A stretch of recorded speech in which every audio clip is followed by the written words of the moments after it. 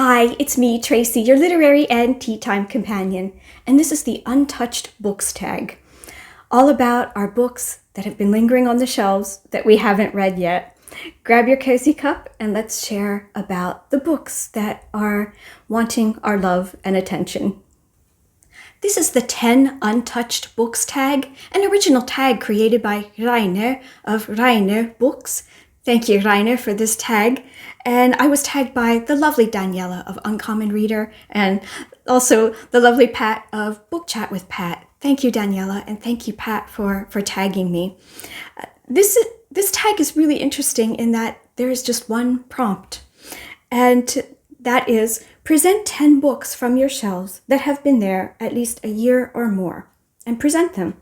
This is about creating awareness to read from our shelves, enhance sustainability, and maybe even saving some bucks. I like that. We all like to save a little money, don't we? And probably many of us do have a lot on our shelves, and maybe some that we haven't read. I did actually have a little bit of a tough time gathering all 10, because many of the books that are on the shelves behind me have been read already, but I did manage to find 9, and my 10 is cheating a little bit in that it is a new book, but I haven't read it yet. And I just bought this at the top of July. What You Are Looking For is in the library by Michiko Aoyama. And this is going to be fun. And there's a cat on the cover. This is going to be very sweet. What are you looking for? So asks Tokyo's most enigmatic librarian. For Surya Komanchi, excuse me, I'm going to learn Japanese next month, I am, is able to sense exactly what each visitor to her library is searching for and provide just the book recommendations to help them find it. A restless retail assistant looks to gain new skills.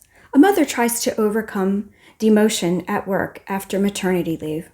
A conscientious accountant yearns to open an antique store. A recently retired salaryman searches for newfound purpose. In Komanchi's unique book recommendation, they will find just what they need to achieve their dreams. I really love the sound of that. I love Japanese translated literature. So though this is new to the shelves, I have yet to read it, and I'm really looking forward to doing so. Next is another work of fiction, and this is Margot's Got Money Troubles by Rufi Thorpe. I actually picked this up a couple of months ago, so this is almost cheating as well, but it's been on the shelf, and I just haven't gotten around to it yet.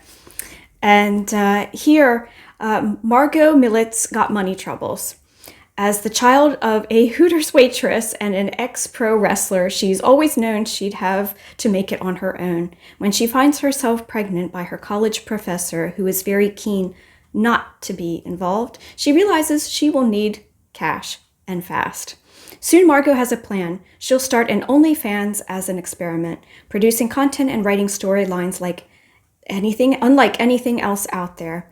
Help arrives in the form of her live-action role-playing flatmate Susie and her father Jinx, a recovering addict and veteran of the wrestling world, who has experience of making an audience fall in love. Could this be the answer to all of Margot's problems? Or does internet fame come with too high a price?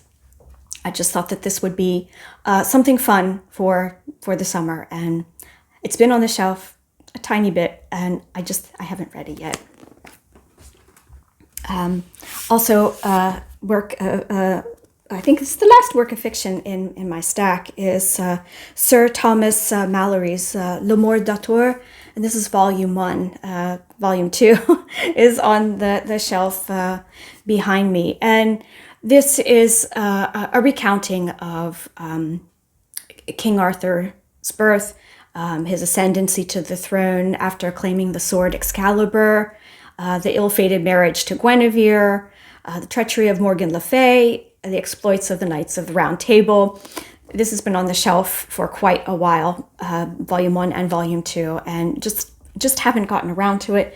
Beautiful Penguin edition. Yes, just haven't gotten to it. I'm not sure why. I love King Arthur. I love those stories. Something else is, let me grab my notes. I'm sorry. Let's see. This is actually kind of a guidebook, and this is the Pilgrimsleden fra Oslo till Trondheim. And this is a guidebook for the pilgrimage from Oslo to the Nidaros Cathedral in Trondheim. And this is a spiritual walkway, also known as the St. Olav's Way, that it was popular shortly after St. Olav, and there's a shrine to St. Olav in the Trondheim Cathedral.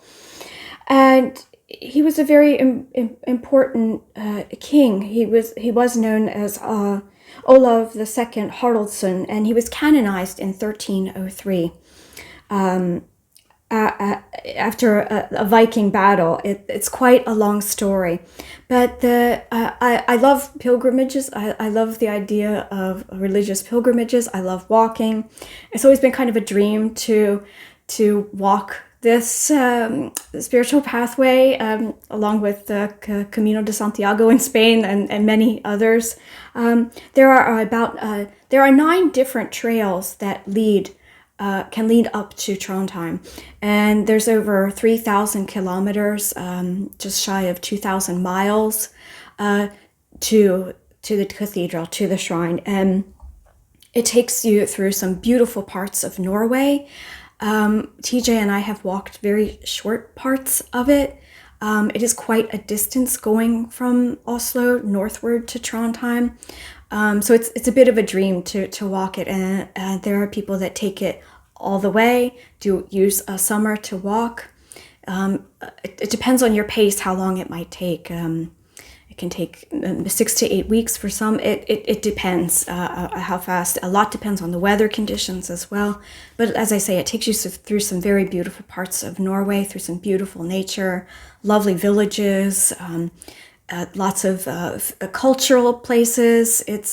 I will put a link in the description box below if you would like to look at more information about that. There is a wonderful website dedicated to the Way of St. Olav. And this guidebook, we bought it last year, and I just haven't really sat down and read it. I flipped through, looked at some of the pictures just a little bit, not sat down and read the whole thing. So this is sort of dream reading for now. That would be dream reading. And let's see, I think that next I will show Ronald Blythe, Next to Nature, A Lifetime in the English Countryside.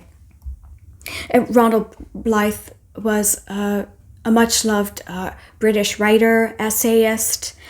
He was also an editor for Penguin Classics. And he's noted for his work, Aikenfield, an account of rural Suffolk, where he lived, from the turn of the century to through the 1960s.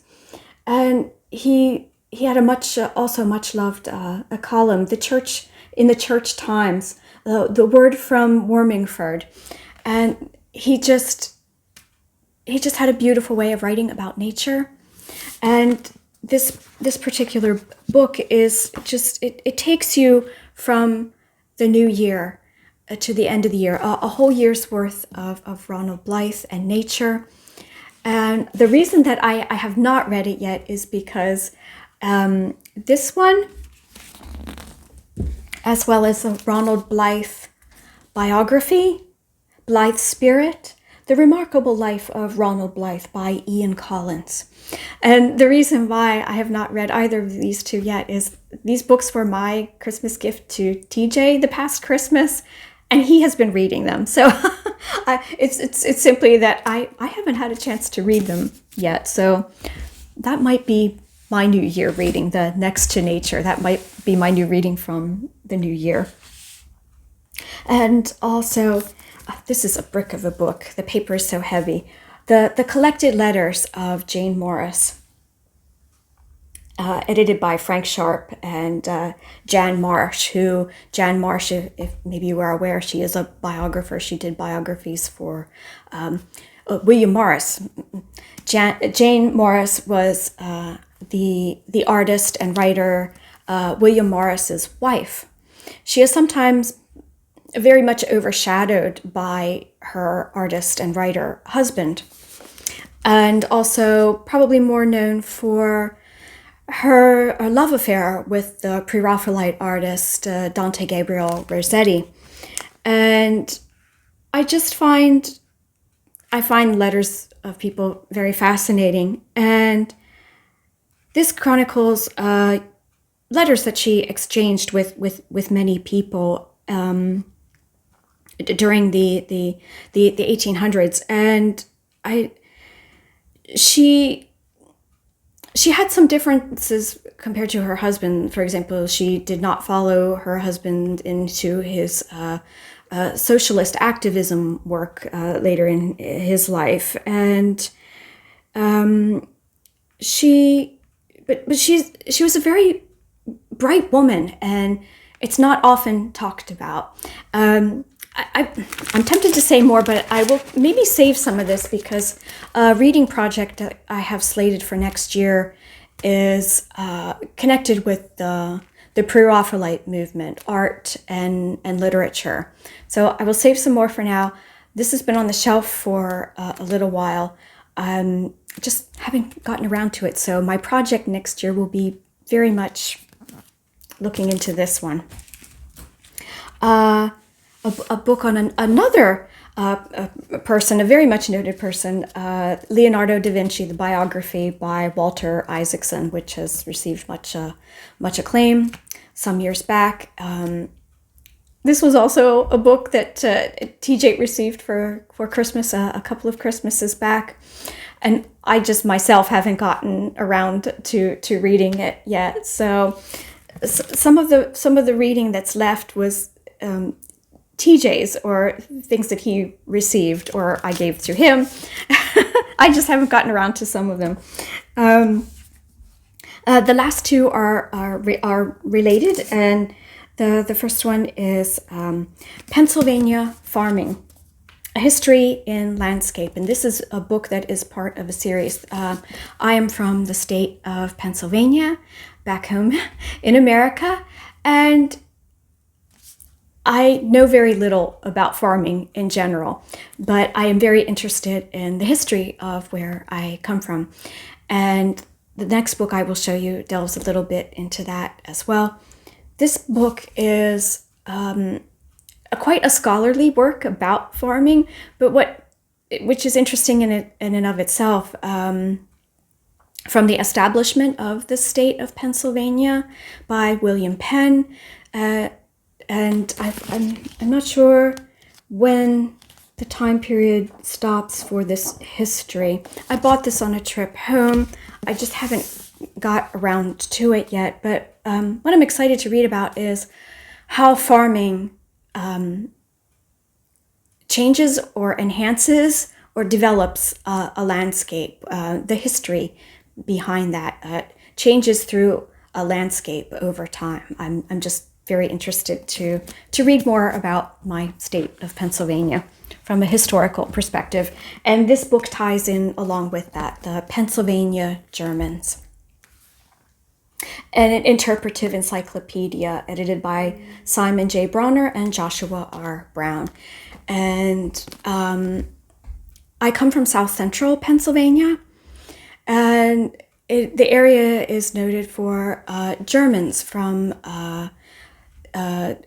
Germany and Austria, also the Amish and the Mennonites, And this book chronicles the people that settled in the state of Pennsylvania, and especially links to the German heritage. And it chronicles everything from history and geography, culture, language, religion, specifically the Amish and the Mennonite, architectural and cultural findings, sort of excavation, landscapes, Fraktur. Fraktur is an art style. I can maybe find a picture to show you. Textiles, food, cooking, medicine, folklore, education, and how all of this is tying into heritage and tourism now. It's a very comprehensive work showcasing the diaspora of Germans of particular religious heritage that felt pushed out of Europe and moved to the new world, to America being established. And I have a couple of other books behind me here that deal with some of the religious and spiritual heritage of where I come from. It is a big chunky book, and some of these books are part of a series. There's just a lot of reading about where I come from, and I've been dipping in and out of some of that. But this book we've had for a little while, and I just haven't gotten around to it yet. So another one I'm really looking forward to. Well, I have a lot of good reading to look forward to. Oh, it's funny sometimes how we have some books and we haven't visited them yet, but the nice thing is that they are here waiting for us. I apologize for some of the clunky presentations. Some of the books were very heavy. Some of them just have very heavy paper. Very good quality books and paper.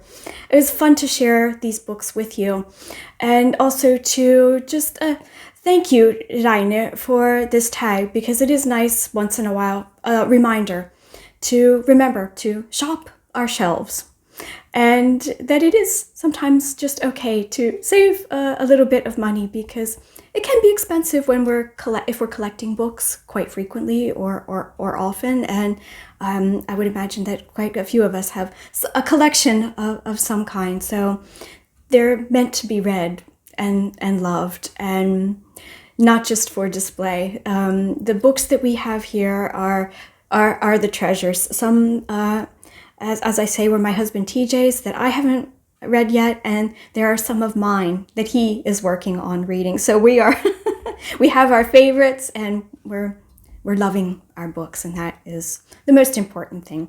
And I'm really excited to hear about the books that maybe are on your shelves that you have not read yet. I will tag some friends down below and look forward to hearing your response to this tag. Thank you again, Daniela and Pat and Rainer. Thank you so much. This has been a lot of fun. And so until next time, I wish you happy reading, and as always, many blessings. I will see you again very soon.